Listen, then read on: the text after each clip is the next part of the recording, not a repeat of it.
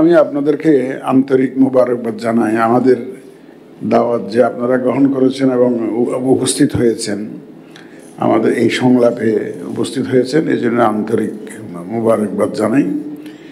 আমরা বেশ কয়েকটা দলের সাথে অলরেডি আলোচনা শেষ করেছি। নর্মালি আগে দেখা গেছে যে এটা বেশ আগের থেকে এই আলোচনা শুরু হয়, কয়েক মাস ব্যাপী চলে। তো আমাদেরটা একটু ব্যতিক্রমধর্মী হয়েছে, কারণ আমরা দায়িত্ব নেওয়ার পরে আমাদেরকে অনেকগুলো বড় বড় কাজ করতে হয়েছে। প্লাস ওই যে রিফর্মস কমিশন হয়েছে, তো ইলেকট্রাল রিফর্মস কমিশন আমাদের পক্ষ থেকে অনেক কাজ সেরে দিয়েছে। বিভিন্ন স্টেক হোল্ডারের সাথে, অংশীজনের সাথে ওনারা আলোচনা করেছে, ইনক্লুডিং পলিটিক্যাল পার্টিস। সুতরাং ওই আমাদের দায়িত্ব কিছুটা ওনারা হালকা করে দিয়েছেন। আবার ঐক্যমত্য কমিশনও অনেক আলাপ আলোচনা হয়েছে। আমাদের রাজনৈতিক জাতীয় নেতৃবৃন্দ ওইদিকেও ব্যস্ত ছিলেন, এই জন্য আর আমাদেরও বিভিন্ন রকমের কাজের চাপ ইত্যাদি সব মিলিয়ে আমরা একটু এই কাজটা একটু দেরিতে শুরু করেছি। তো আশা করছি ইনশাল্লাহ অসুবিধা হবে না। আপনাদের সবার সহযোগিতা নিয়ে আমরা এই কাজটা, কনসালটেশনের কাজটা শেষ করতে পারবো। আপনাদেরকে এখানে আমন্ত্রণ জানানোর অনেকগুলো পারপাস আছে। মূল পারপাস দুইটা। তার মধ্যে একটা হলো যে আমরা যে একটা আচরণবিধি বানিয়েছি সেটা পরিপালনে আপনাদের সহযোগিতা চাওয়া, আর হলো একটা সুন্দর নির্বাচনের কথা আমরা সবাই বলছি, এবং আমরা জাতির কাছে ওয়াদাবদ্ধ একটা নিরপেক্ষ এবং সুন্দর, ক্রেডিবল, মানে গ্রহণযোগ্য একটা নির্বাচন উপহার দেওয়ার জন্য আমরা প্রতিশ্রুতিবদ্ধ। তো এখানে আপনাদের সহযোগিতা চাওয়াটা আমাদের একটা বড় উদ্দেশ্য। এটা আমাদের এই আমন্ত্রণে সাড়া দিয়ে আপনারা যে উপস্থিত হয়েছেন, আপনাদেরকেও আন্তরিক মোবারকবাদ জানাই ইসির পক্ষ থেকে। মাননীয় প্রধান নির্বাচন কমিশনার সাহেবও বললেন যে এই সংলাপগুলো সাধারণত আগে হলে অনেক রকম মতামত দল থেকে দিলে আপনারাও হয়তো বা এই যে সংশোধনীগুলো যেগুলো এনেছেন আরপিওতে, সেগুলোতে ভালো হতো। কিন্তু এই দায়িত্বটা অনেক ক্ষেত্রে দেখা যাচ্ছে যে সংস্কার কমিশন আপনাদেরকে সহযোগিতা করতে পেরেছে। একটি কথা অবশ্য বলা দরকার যে কমিশন আপনাদের সকল স্টেক হোল্ডারের কাছ থেকে মতামত গ্রহণ করেছেন কিনা জানি না, আমার মনে হয় হয়নি। আমরা বাংলাদেশ ন্যাশনাল আওয়ামী পার্টি, আমাদেরকে কিন্তু কোনো সংলাপে আমন্ত্রণ করা হয়নি।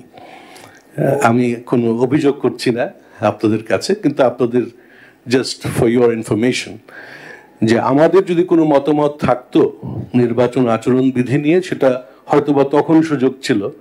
এই মুহূর্তে আপনাদেরকে আমরা নতুন করে কোনো পরামর্শ তো দিতে পারবো না।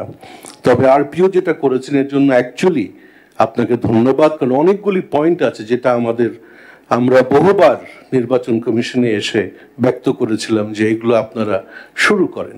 আগামী ত্রয়োদশ জাতীয় সংসদ নির্বাচন সুষ্ঠু, অবাধ, নিরপেক্ষ ও অংশগ্রহণমূলক বিষয়ে আলোচনা ও মত বিনিময়ের জন্য নির্বাচন কমিশনের পক্ষ থেকে নিবন্ধিত রাজনৈতিক দল হিসেবে বাংলাদেশ খেলাফত মজলিসকে নির্বাচন কমিশন সচিবালয় আমন্ত্রণ জানানোর জন্য শুরুতেই প্রধান নির্বাচন কমিশনার বৃন্দ ও সংশ্লিষ্ট অন্যান্য সকল কর্মকর্তাকে আমরা ধন্যবাদ জানাচ্ছি। জাতীয় নির্বাচন সহ সকল নির্বাচন পরিচালনার জন্য নির্বাচন কমিশন একটি জাতীয় সাংবিধানিক প্রতিষ্ঠান। যেহেতু নির্বাচনে প্রতিদ্বন্দ্বিতাকারী দল ও প্রার্থীগণ নির্বাচন কমিশনের সকল আচরণবিধি মানতে বাধ্য, সেহেতু কমিশনের নিরপেক্ষতা, আমানতদারি প্রশ্নাতীত হওয়া অপরিহার্য। কমিশনের নিরপেক্ষতা নিয়ে কোনো প্রকার সংশয় ও সন্দেহ থাকলে যা নির্বাচনকে প্রশ্নবিদ্ধ করে, তাই আগামী জাতীয় সংসদ নির্বাচন সুষ্ঠু, অবাধ, নিরপেক্ষ ও গ্রহণযোগ্য হওয়ার জন্য আমাদের দলের পক্ষ থেকে নিম্নোক্ত মতামত ও সুপারিশমালা পেশ করছি।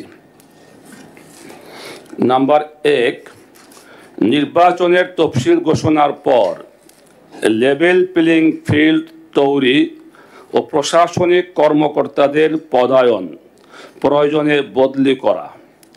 এক্ষেত্রে সৎ, যোগ্য ও নিরপেক্ষতার বিষয়টি লক্ষ্য রাখা। আজ 53 বছর পরে, বাংলাদেশ স্বাধীন হওয়ার পরে, যে একটা নিরপেক্ষ এবং সর্বগ্রহণযোগ্য একটা নির্বাচন কমিশন আমরা এই জাতি চাইছে। জুলাই এবং 5ই আগস্টের যে ছাত্র জনতার যে অভ্যুত্থান, তারপরে এই সরকার, অন্তর্বর্তীকালীন সরকার ডক্টর মোহাম্মদ ইউনূসের সরকার আমরা পেয়েছি। আজকাল প্রায় 14 মাস হয়ে গেল। আপনাদের যে নিরপেক্ষতা এবং গ্রহণযোগ্যতা, আগামী যেটা আমাদের রাষ্ট্রপ্রধান ডক্টর মোহাম্মদ ইউনূস সাহেব ঘোষণা করেছেন যে আমি এমন একটা নির্বাচন দেবো এই জাতিকে যে বিশ্ব দেখবে, এমন একটা নির্বাচন আমি দেব, নিরপেক্ষ, গ্রহণযোগ্য এবং ফেয়ার অ্যান্ড ফ্রি নির্বাচন আমি দেব। এইটা আমরা কিন্তু দেখতে চাই বাস্তবে, শুধু কথায় না, কাজে দেখতে চাই। এখানে তলার মতো আপনারা সবাই আছেন এবং সবাই আপনারা নেককার, সৎ, দিনদার। আমি শুধু সৎ বলবো না, দিনদার, খোদাবিরু। আমরা তো একমাত্র আল্লাহকে ভয় পাই, সেহেতু পিছনে আমরা যা দেখেছি এখান থেকে শিক্ষা গ্রহণ করা দরকার। কোরআন শরীফে বলে ওয়াহাদা ইবরাতুল লিউলিল আলবাব, যারা জ্ঞানী তাদের জন্য শিক্ষণীয়। আমাদের পিছন থেকে এইটা শিখতে হবে যে এই ভুলটা নির্বাচন কমিশনটা পিছনে যা করছে তার সাথে তারা দুনিয়া পাবে, আখিরাত পাবে। কিন্তু আমরা ইসলামী আন্দোলন চাই যে আপনাদের নেতৃত্বে এই নির্বাচন কমিশন সাদাকে সাদা বলবে, কালোকে কালা বলবে, হককে হক বলবে, বাতিলকে বাতিল বলবে। এই জিনিসটা আমরা প্র্যাকটিক্যাল, আমরা প্রত্যেকটা নির্বাচন কেন্দ্রে আমরা দেখতে চাই। আমরা ইতিপূর্বে আপনাদেরকে কিছু পরামর্শ দিয়েছিলাম, আপনারা শুনেছেন, গ্রহণ করেছেন। তো সিদ্ধান্ত নেওয়ার আগে যদি আলোচনাটা হতো আমার ধারণা আরও ভালো হতো। আজকে কতগুলি বিষয় বলতে হয়, যেমন আমরা এখানটায় যে এই যে জাতীয় রাজনৈতিক দল তো এটা সেবাধর্মী প্রতিষ্ঠান, তাই না? যে কোনো রাজনৈতিক দল, এটা আমরা মূলত সেবা, এটা কোনো লাভজনক প্রতিষ্ঠান না। যদিও রাজনীতিটাকে লাভের একটা হাতিয়ার বানানো হয়েছে, ক্ষমতাটাকে, এটা আমরা জানি, সে আলোচনা করছি না আমি। সেক্ষেত্রে এই যে যারা চাঁদা দেবে, এই চাঁদাটা করমুক্ত হওয়া ভালো। এবং আমার কাছে মনে হচ্ছে যে এরকম ব্যবসায়ীদেরকে যদি প্রণোদনা দেওয়া হয় যে চাঁদা দিলে সেও একটু সুবিধা পাবে, তাহলে ভালো হয়, আমার মঙ্গল হয়। কালো টাকারও প্রভাব থাকে না এবং চাঁদাটা স্বচ্ছতার সঙ্গে গ্রহণ করা যায়। দ্বিতীয় কথা হচ্ছে আমাদের নির্বাচনী ব্যয়ের যে প্রস্তাব দিয়েছেন আপনারা, ব্যয়ের প্রস্তাব, এটা কমানো উচিত। এটা বেশি হয়ে গেছে আমার ধারণা, দেখবেন বিবেচনা করে। তৃতীয় বিষয় হচ্ছে যে আমাদের যে এই যে নির্বাচনের যে আপনার জামানত, এটা বেশি হয়ে গেছে। এটা আমার ধারণা একটু কমিয়ে বিষয়টাকে সার্বজনীন করা ভালো। আরেকটা বিষয় এখানটা বলা উচিত, আপনাদের যে কথা বলেছেন আপনারা, এই যে 11টা পয়েন্ট দিয়েছেন, সেক্ষেত্রে ডেফিনেটলি আপনার এই যে এআই জেনারেটেড ভিডিও, কারণ সামাজিক মাধ্যম মারাত্মক এখানে একটা ফ্যাক্টর, কিন্তু সমাজ মিডিয়া, বিভিন্ন জায়গায় যে ঘটনাগুলি ঘটতেছে সামাজিক মিডিয়ার কারণে এই ঘটনাগুলি ঘটতেছে। তো সেটা কীভাবে কন্ট্রোল করা যায়, কি হইতে পারে না, এটা আমার মাথাও নেই। কিন্তু আমি মনে করছি যে এটাকে আপনাদের সর্বাধিক গুরুত্ব দিয়ে যদি কন্ট্রোল করতে পারেন, নির্বাচনে অনেক ভেজাল আমার ধারণা কমে যাবে। আর একটা বিষয় খুব পরিষ্কার থাকা উচিত, আমার দাদা বলতো যে পশু পাখি নাকি প্রাকৃতিক দুর্যোগে টের পায়। আমি দেখেছি আমার এই রাজনৈতিক জীবনে খারাপ লোকগুলি ক্ষমতায় কে আসবে ওটা টের পেয়ে যায় আগেই, ওরা আপনাদের আগে থেকে টের পেয়ে যায়, এবং ওরা ওই দলের সঙ্গে ভিড়ে খারাপ কাজগুলি ওরা ইনিশিয়েটিভ করে। যে লোকটা সার্বক্ষণিক রাজনীতি একটা দলের সঙ্গে যুক্ত থাকে, সে খারাপ কাজ করতে চায় না, যে দলে হোক খারাপ কাজ করতে চায় না, কিন্তু ওই যে উটকো লোকগুলি খারাপ কাজগুলি করে। সেই ক্ষেত্রে আপনারা এক্ষেত্রে যদি আইন সুরক্ষা বাহিনীর সহায়তা না, আপনারা বুঝতে পারবেন যে সমাজে কোন লোকগুলি খারাপ, দল দেখে না, মুখ দেখে না, বুঝতে পারবেন আপনারা, এবং সেক্ষেত্রে একটা মেজর অ্যাডভান্স নিতে পারবেন। বেসিক্যালি আমরা আইন কানুন বানানোর দায়িত্বটা এটা তো রাজনৈতিক সিদ্ধান্তে হয়। আমরা আইন বানানোর পরে আইন অনুযায়ী কাজ করি।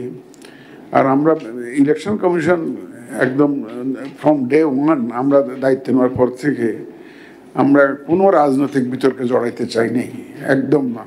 আমরা রাজনৈতিক বিতর্ক থেকে সবসময় দূরে থাকার চেষ্টা করেছি এবং এখন পর্যন্ত সেইভাবেই আছি আমরা। আমরা কোনো রাজনৈতিক বিতর্কে জড়াইতে চাই না, এবং আইন কানুনগুলো রাজনৈতিক সিদ্ধান্তে হয়, যখন হয় তখন আমরা বাস্তবায়নকারী হিসাবে আমরা আবির্ভূত হই, সেভাবেই এটা চলে আসছে আর কি।